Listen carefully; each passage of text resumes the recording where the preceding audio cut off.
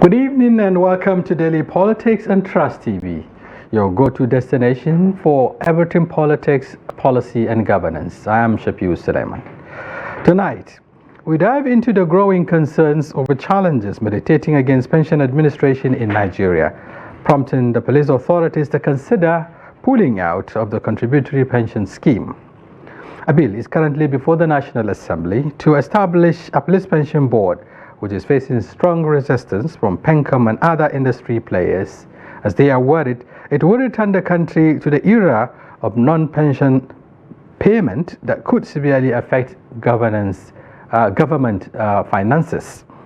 Now, this development comes on the heels of mounting discontent amongst the nation's workforce, who largely are not satisfied with the contributory pension scheme upon seen as a conduit to drain their little earnings without guarantee to their employers' commitment to do their own part of the bargain. Now, to help us dimension the issues, we are going to have a former lecturer with the Kaduna Polytechnic, Malam Mohammed Garba, who joined us live from Kaduna to give us his perspective as a federal government retiree who has led, recently a protest against what he called inability of the pension administrators to settle their outstanding benefits. And in the studio here, I have with me a colleague talking about Mr. Kehinde Amodu, who is also the planning editor of the Trust TV. Thank you for joining us. You're welcome. Right. Okay, but before we commence the conversation, let's take a short break. Thank you very much for staying with us on Daily Politics. And today our talking point, pension payment crisis in Nigeria. And of course, just like I said earlier, we're expecting a federal retiree, Mohammed Garba, who is going to join us from Kaduna. But while we do that, in the studio, I told you we have Kehinde Amodu. We'll commence the conversation from here. Pension administration in Nigeria, has been a very serious matter.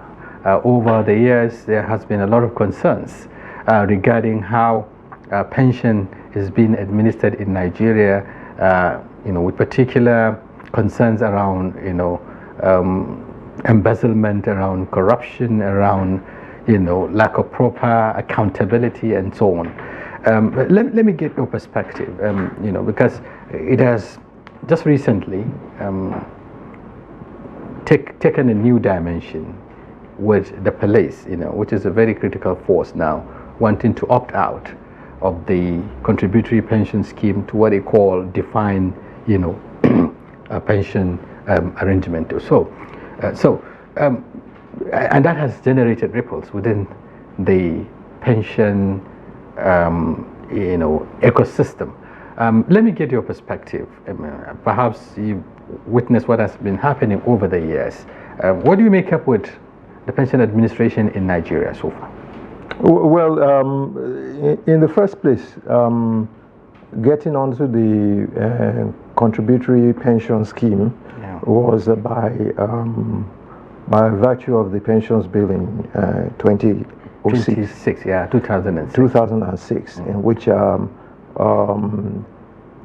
there was an arrangement resulting from the failure of federal government institutions, of private sector, to pay up pensions. There has been delayed in payments. There were delays in payment then. Issues of outright non-payment. And both the federal government and the state governments were at that point the perpetrators of this injustice. And so then President Olusegun Obasanjo decided to migrate all Nigerian workers to a contributory pension scheme. And so it started.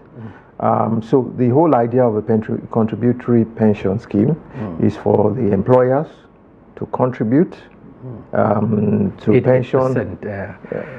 Based on the the Pension Reform Act 2006, 8% for the employee, 10% for the employer, making 18%. 18%. Right. Which we have up until now. Now, the fact about it is that the contributory pension scheme itself has not been adhered to 100%.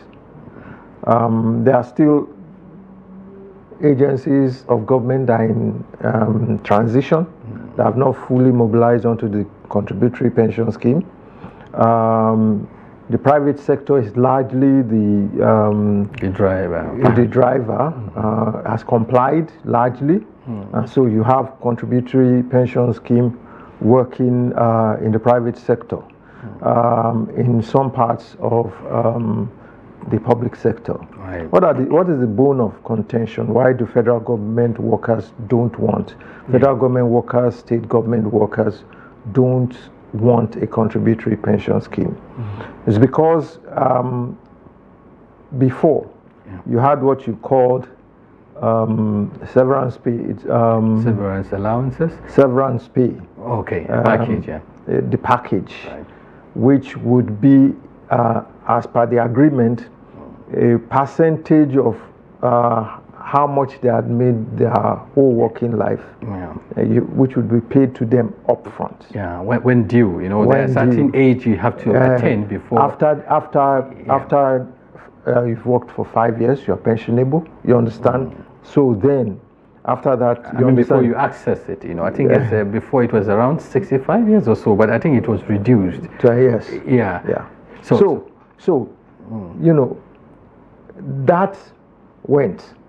Because now you are contributing your pension. Yeah. You understand? And so many companies felt that they didn't have to give you a severance pay again. You understand? Then when you look at what now serves as the pension, what serves as the pension is not enough. Yeah. Has been overtaken by inflationary trends over the years. And the thing about it is that though there is inflation, the pension does not change. Okay, now looking at the situation, and perhaps that's another concern raised by Nigerian workers now. They are also looking at the amount, the quantum, of amount that is taken out of their salaries.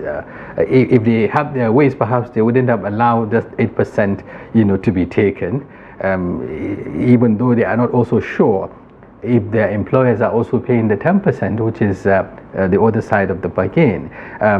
Largely, there has been suspicion around, the commitment of the employers to do that. And then on top of this, now the police, which has a significant number of personnel, is trying to transit from the contributory pension scheme to define, pension arrangement, which many believe is subject, to government funding.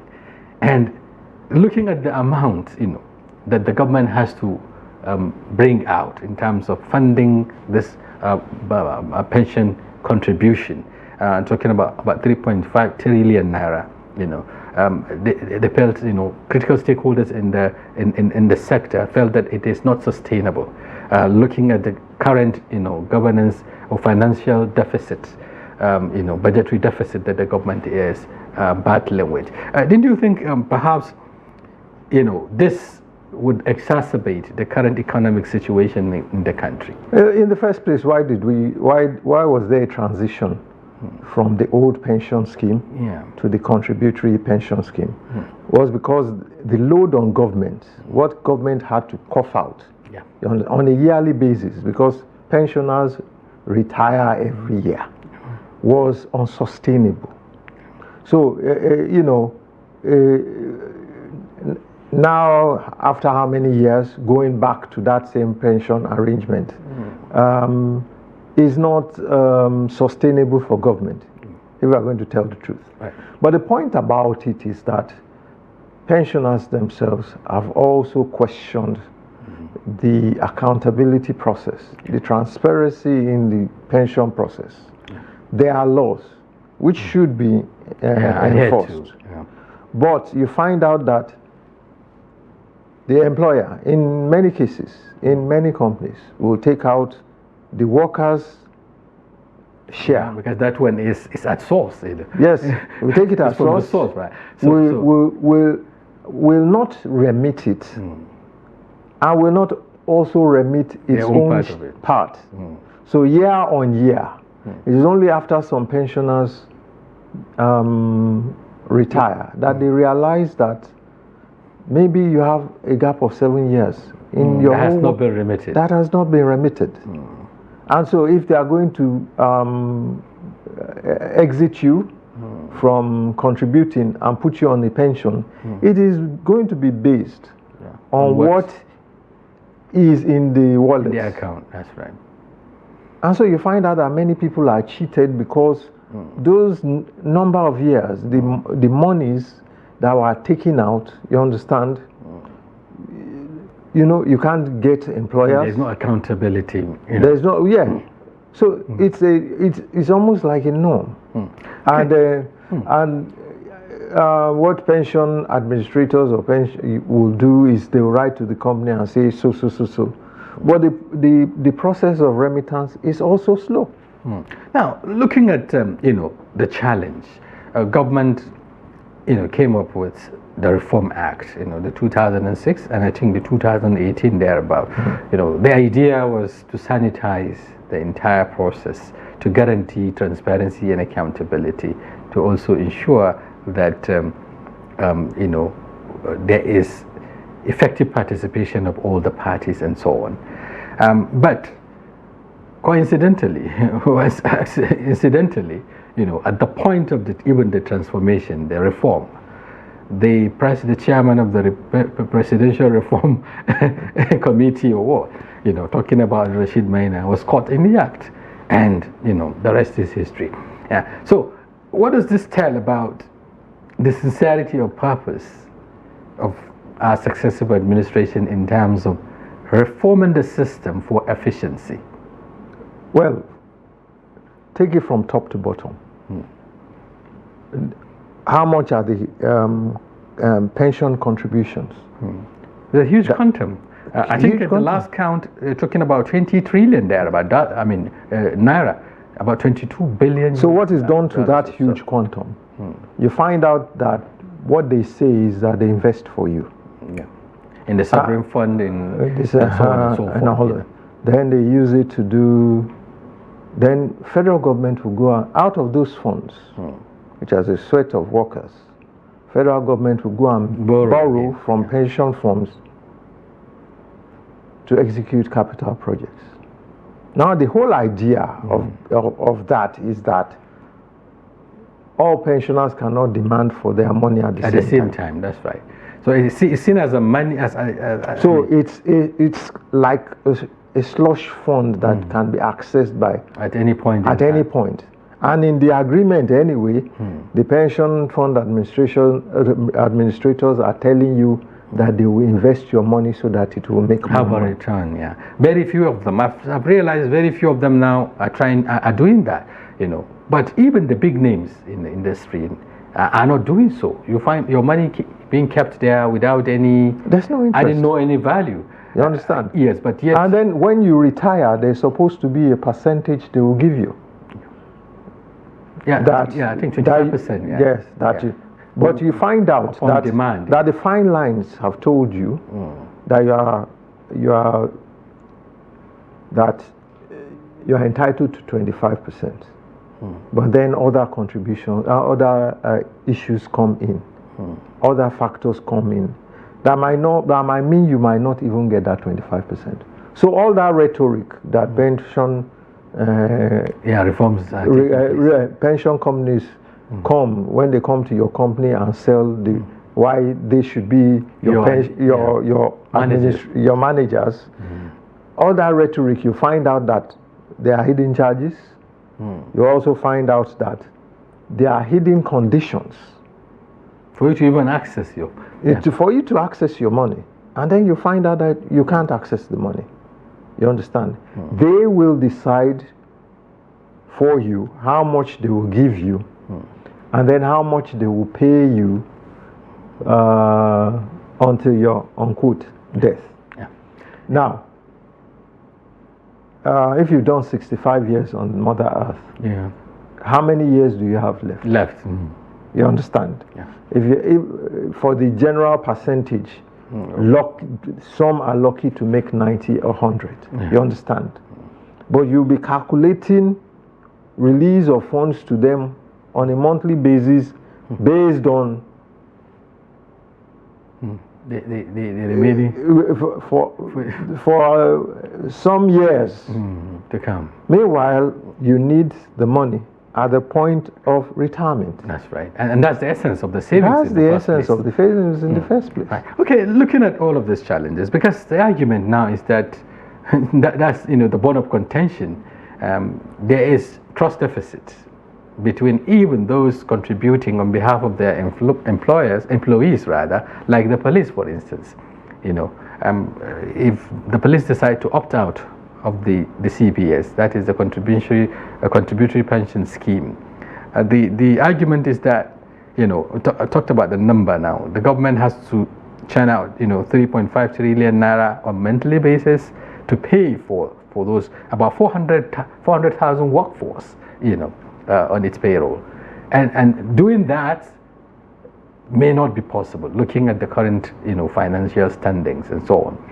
But also there are also concerns that exiting to the other platform, that is the defined pension arrangement now, would also undermine the safety and security of the funds, because what it means is that the federal government, payment is now made, at when the government has the funds to pay.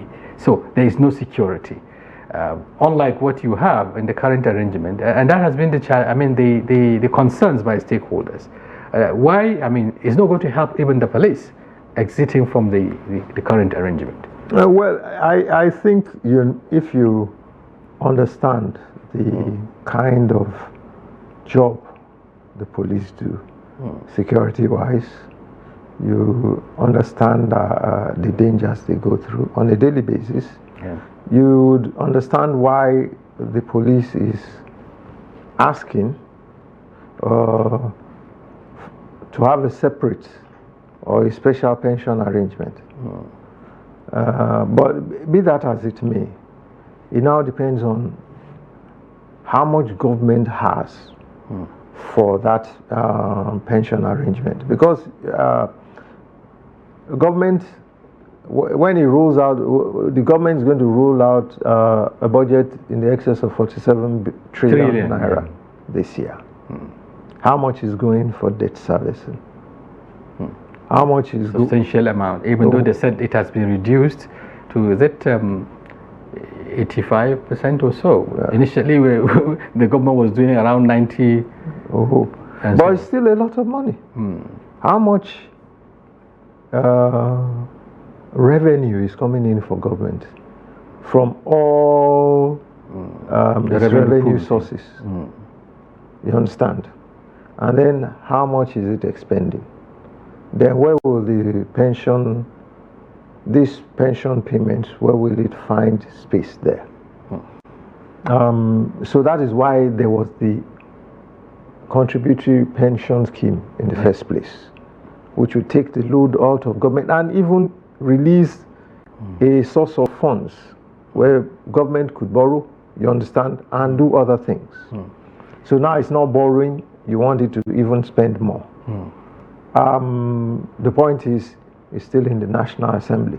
Yeah, and there has been a lot of objection, if you like, or concerns by critical stakeholders. So if it passes through the National Assembly, it will also get to the desk of the President, who will look at it critically and look at what government has and decide whether or not to sign or not. Yeah, so substantially they are also looking at the economy, looking at the amount and how it has been helping in stabilizing perhaps the economy, and taking out that huge amount of money from the current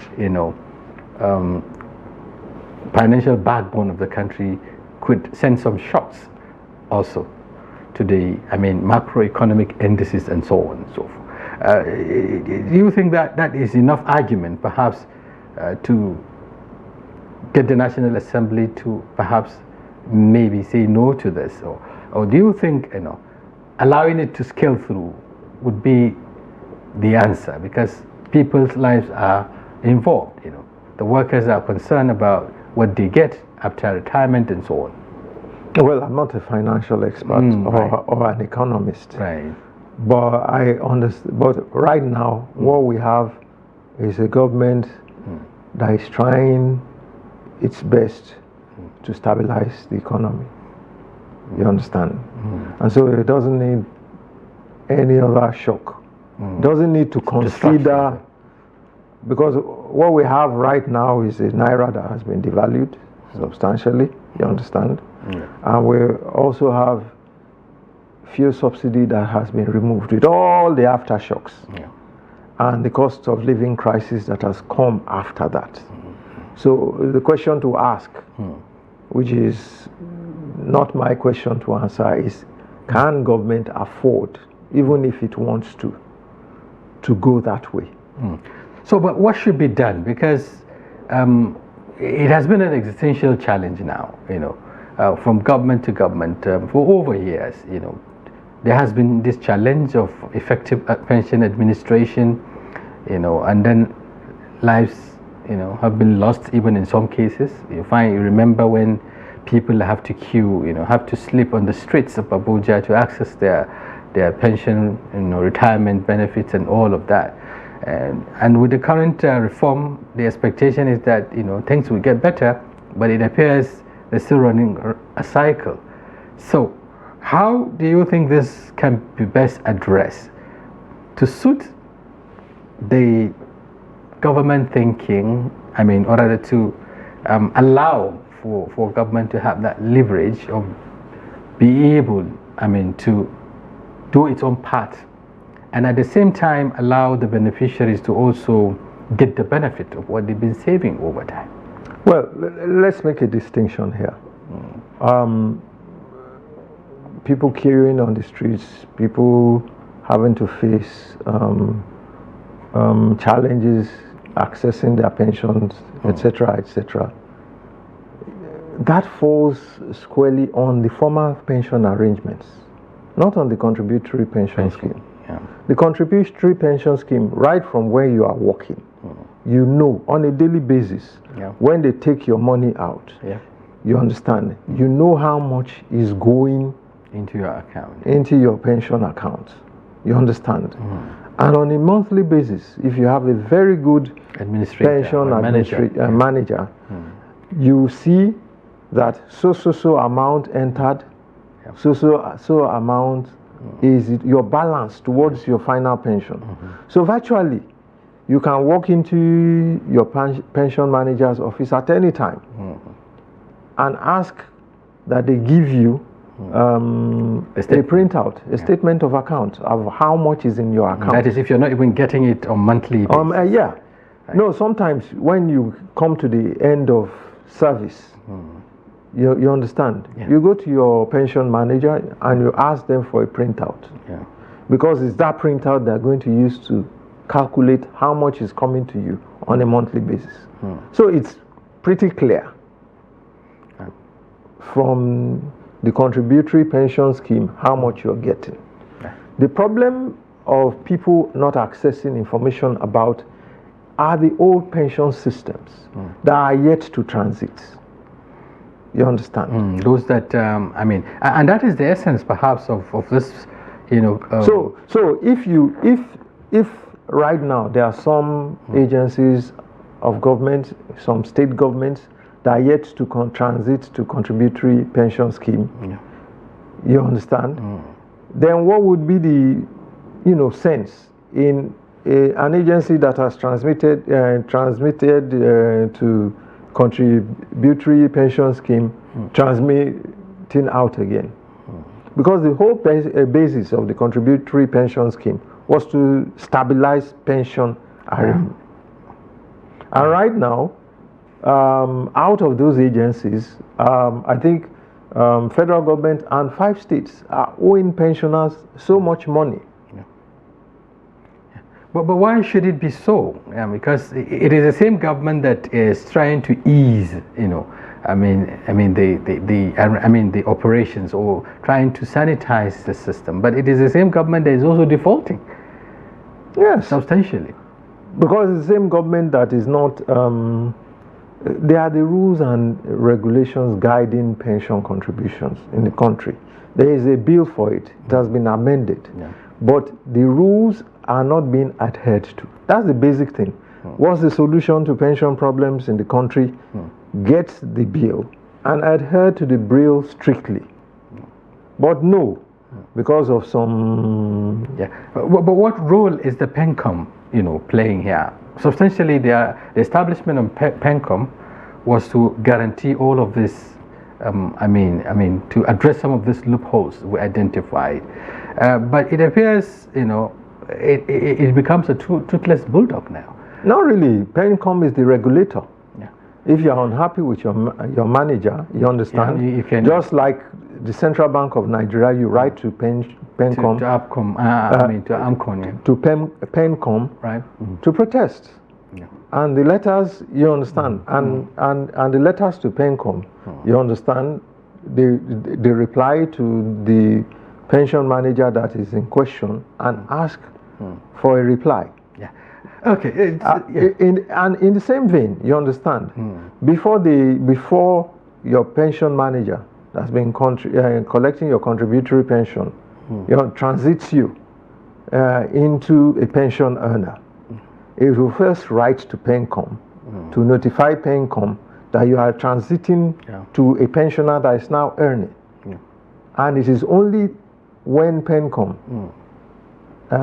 approves that you now be transited to a pensioner, and then that first money that is paid to you, you understand, to start you on your way of being a pensioner, is paid to you. Yeah. It has to be done with the approval of PENCOM. Right. So you think the roles of PENCOM in sanitizing the system is still be effective? Yes, it is effective. The ones that are working. Not everybody is under PENCOM. Right. Because if you have not been transited to the contributory pension scheme itself, you are not under the control of the regulator. Right. Okay, viewers, this is a public engagement. This is a public issue. Nigerians, have been having experiences with their pension managers and so on. So we want to expand the conversation. We'll bring you in so that you can also call and share your experiences while we await our, we've been trying to link up with the experts, but then technology is not permitting and so on. So while we expect them to also join the conversation, Nigerians can also call in and share their thoughts and their experiences on the pension system in Nigeria and how it affects them directly or indirectly. But before we get the calls coming in, Mr. Kehinde, still talking about getting it right, reforms, are there, but then adhering to the principles of these reforms is an issue. Again, Nigerians are also, and workers in particular, are worried over some of these challenges and how they affect them, their lives after service. How do you think, you can strike a balance, in terms of addressing these concerns, especially of the Nigerian workforce, who largely believe that, they are being shortchanged, so to speak? Well, I'm not the expert. Yeah, I understand. You understand? Yeah, from your perspective. So I can only speak from my perspective. Right. And from my point of view, everything still lies in hand of government. You understand? Why are there agencies, why are there states that are yet to transit to contributory pension scheme? That are still going by the old pension scheme and are having, are able to slip through the cracks. That's the first place to start. Yeah. You understand? Because if that is not covered, then you see that there is a huge gap in pension contributions. Then the Pension Act of the pension scheme itself should be looked at very critically. Is it for a review? Yeah, it should be reviewed. You know, if you had a director before his retirement, you understand, it was earning so amount in salary and allowances. Now retire, and sometimes look at his take-home pay, his pension. There is a huge gap. So, if you know what they try to do is prepare pensioners for retirement, take them into training schemes, try to open and broaden their mind to do businesses and everyday, and all these things like that. But a typical pensioner, a person that has worked in the civil service, is not trained to be a businessman. Of course. I think that's the essence of the preparatory arrangement before retirement, you know. But you can't prepare a person that spent 35 years in service. It's supposed to be a continuous process from the time he entered. Not that you give a person that spent 35 years in service 3 months to his retirement. You now give him a crash course on how to survive. So those are the things. That is why pensioners get apprehensive once they start counting the years to the exit. And they are not. They don't have experience, you know, in business. They've been on They don't this have side. experience in entrepreneurship. So you find, you know, once the money is there with them, they just squander it. They just squander it. You understand? And it happens on a wide spectrum. You understand? They get into also, and if their children if they are going into pension, and they have not settled their children's education, their children are still in school, then you know that some of these expenses will just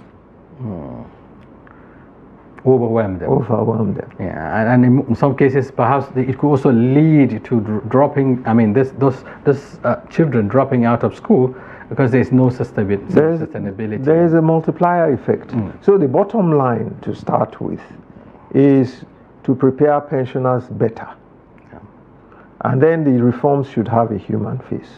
You understand? Yeah. So how do we address this gap? For instance, we talked about how the pension managers are not reinvesting, so to speak, or investing for the benefit of the beneficiaries.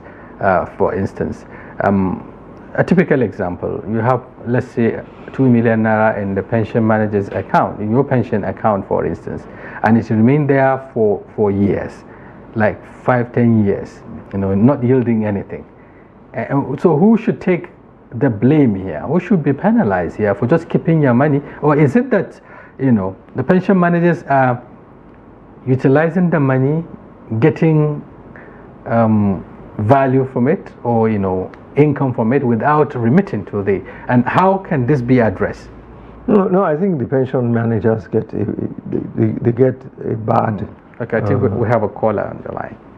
I hope he's a pensioner. Let's hear his experience. Hello, good evening.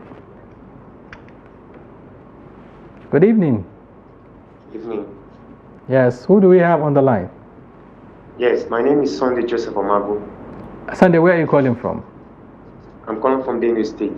Benue State, okay. You get a talking point, I'm sure. You must have been following the conversation. Yes.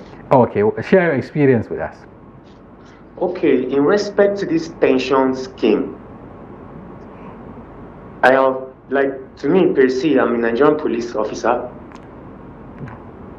I've seen situations whereby my past colleagues have been in service after service, after retirement. Imagine a DSP, which is a 3-star officer, very minimum, very minimal amount of money as a pension. The thing is no good. Some of them go as far as even having stroke at the detriment of probably maybe they are trying to mix everything okay, just the way they have been doing before now. It's terrible. So to me, we are being complaining that they should remove us from the PENCOM. Okay. They should remove our pen because the pen is not helping us. Okay. Army has their own. Air Force have their own. Navy has their own. We too need to have our own. The Nigerian police need to have their own. Okay. Yeah, Thank you. That's my view. Okay. This is, a practical experience from what we are talking about now. A police officer, and just like the concerns you raised earlier, to them, they believe moving out of the current arrangement would help them because many others have. But then there was also concern among the stakeholders that if each institution is opting out of the current arrangement, establishing its own private or rather independent pension board, perhaps the whole idea behind the contributory pension scheme will crumble. Okay, I think we have another caller before you respond to that. Hello, good evening. Hello, how are you? Fine. What's your name? Yeah, I'm calling you on the social class. Sorry, your name? Hello. You need to stay away from that TV, or rather, you turn it off completely. Hello? I don't think we can, and so you have to call back so that once you are calling, stay away from your TV set or you switch it off completely so that we can talk. Okay, before we get another caller, the question talking about. Well, that's the question. It's a valid question. Yeah.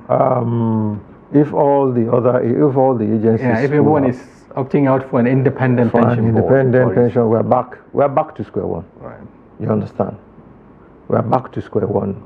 Because you find out that even the private sector say, okay, let's pull out. Let's do our own separate. Let's do our own stuff.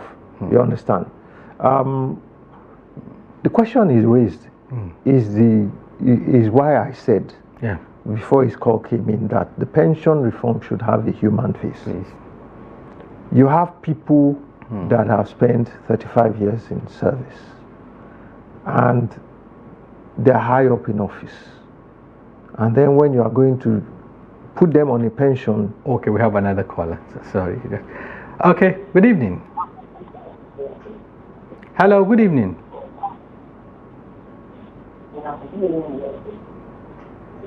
Can you speak a bit louder, please? Hello? Okay, I think we're still having challenges, connecting. You're making a point there. Yeah.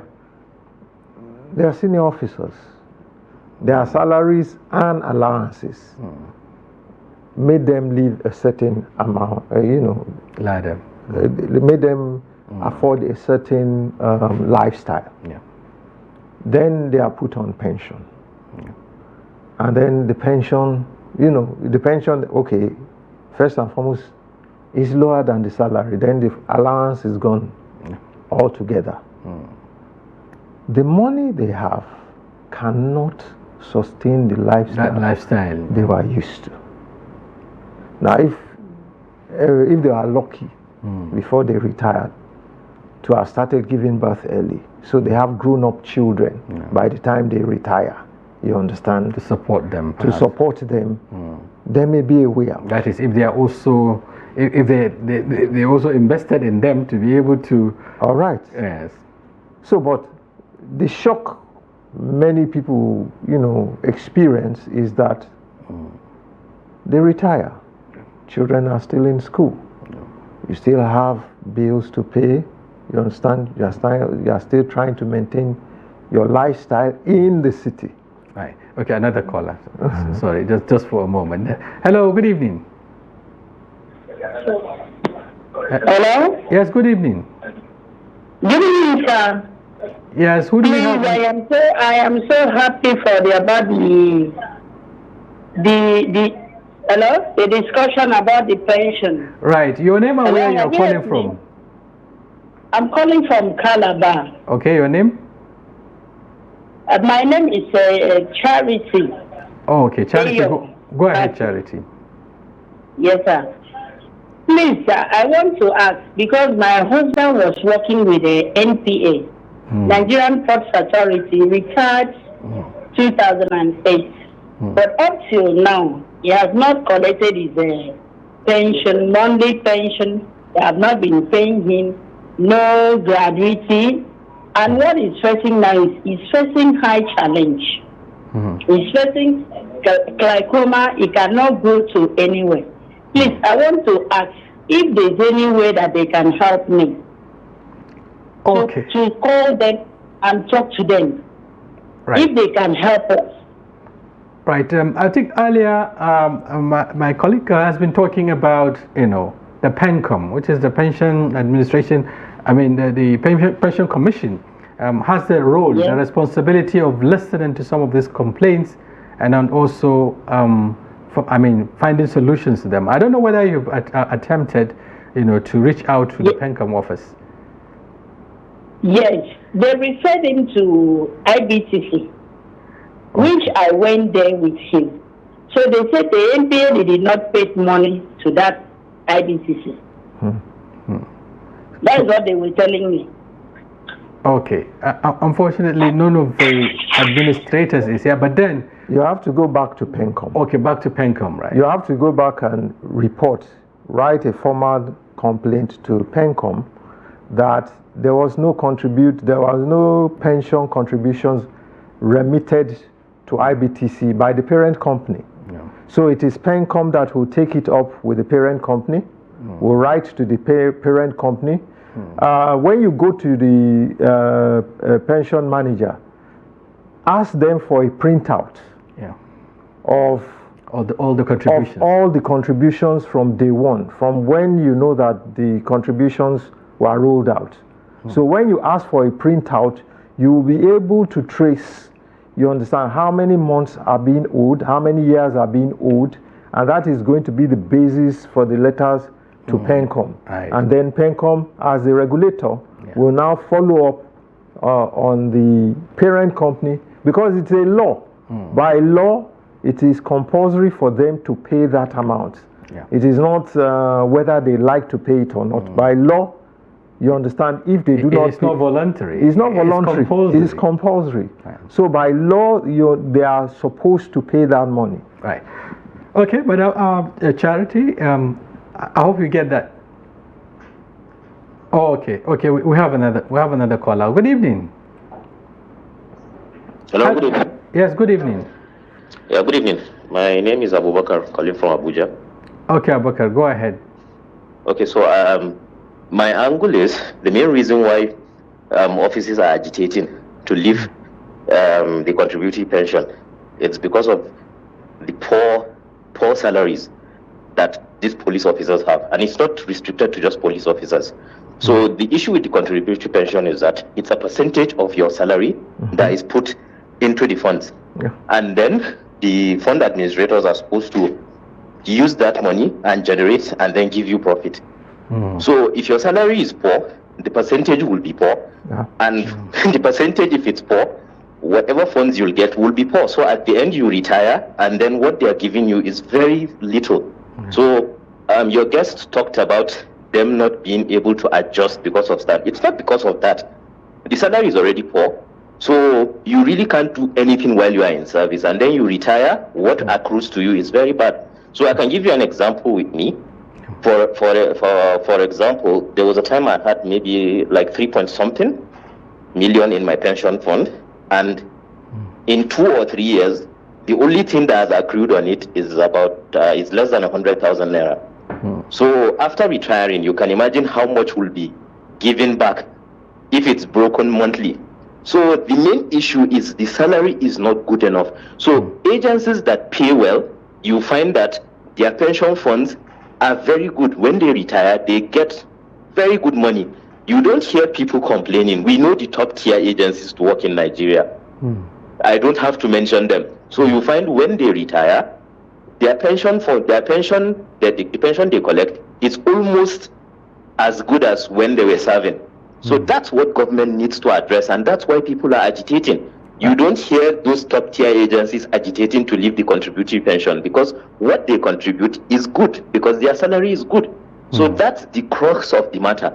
If we're being truthful to ourselves, a large percentage of federal government workers don't earn decent enough salaries. Right. Okay, that's very fundamental. Looking at the gap. You just struck it right at the heart of it. Yeah. If the salary is not good enough, then how much is going into the contributory pension scheme? And what you will earn at the end of the day. Yeah. So in this case now, this is a challenge on the part of the employers, so to speak.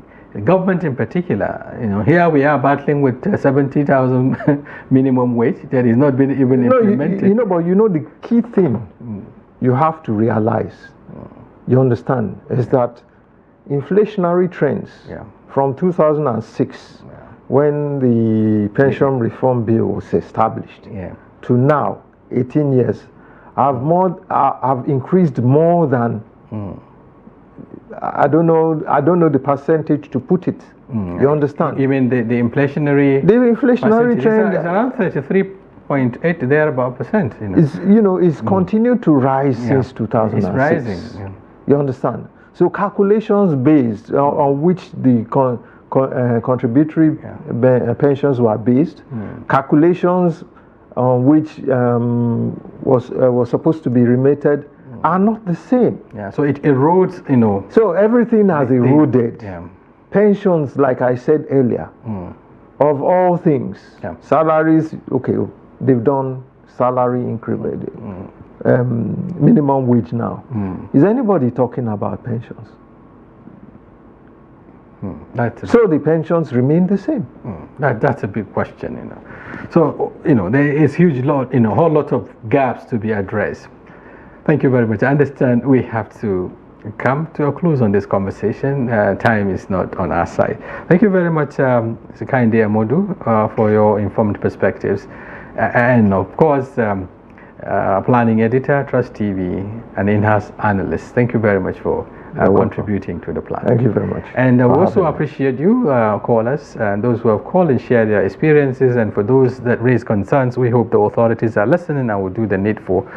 Thank you very much also for being a part of the show. Unfortunately, we couldn't get our experts to join due to some technical challenges. We appreciate everyone out there. On behalf of the technical crew, my name is Shafi'u Suleiman. Have a blessed day.